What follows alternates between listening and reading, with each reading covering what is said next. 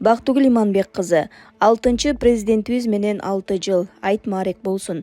Айт демекчи, мындай айт майрамдарынын 6-сын ушул президентибиз менен майрамдадык.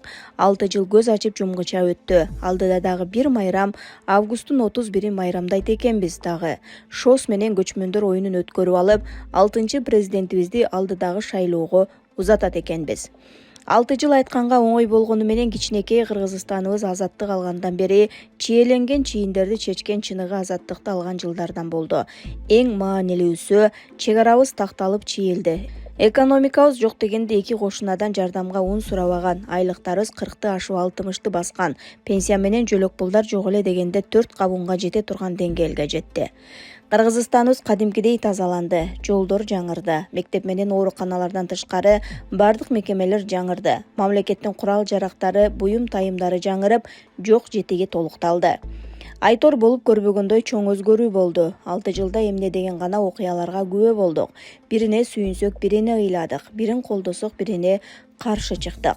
Апакай дегендерибиз кара болду, таптаза дегендерибиз чылаак ачыланды. Патриот дегендер саткын чыкты, саткын дегендер мекенчил чыкты. Ак үй менен көк үйлөрдүн дарбазасы эле эмес, ичиндеги былыктары кошо ачылды. Далайлар камалды, далайлар акталды. Бирлери чындап күнөөлүү болушса, бирлери Эду 40 чоронун курмандыгы болду. Бири мүлкүн алдырса, бири мүлктүү болду. Албетте, апыр-топур ураалаган кыраан сүрөөн учурда бири мыйзамсыз мүлкүнөн айрылып итке минсе, бири мыйзамсыз байыды. Президентти кимдер гана тегеректеген жок. Бирине ыраазы болсок, бирине нааразы болдук. Бирин жактырсак, бирин жактырган жокпуз, бирин мактасак, бирин жамандадык. Айрыкча алгачкы 3 жыл каршыбыз кетсин, келсин, камалсын, боштондук деген ураандарыбыз менен аянттын чаңын далай сапырдык. Алдастаттык, шаштырдык, так эле терезесинин тушунда кыйкырып турдук. Эми анын баары артта калды, тарыхтын барактарында калды. Азыр баары башкача, баягы жокко чыдаган биз барга да көндүк. Ооба, эл деген унутчаак. Эл бүгүн мактаса эртең тебелеп салат. Бул бир гана бизде эмес, бардык элдерде тээ кылымдардан бери келе жаткан мыйзам ченемдүү көрүнүш. Элди 100 эмес 50% эч убакта ыраазы кыла албайсың. 6 жылда көрбөдүкпү?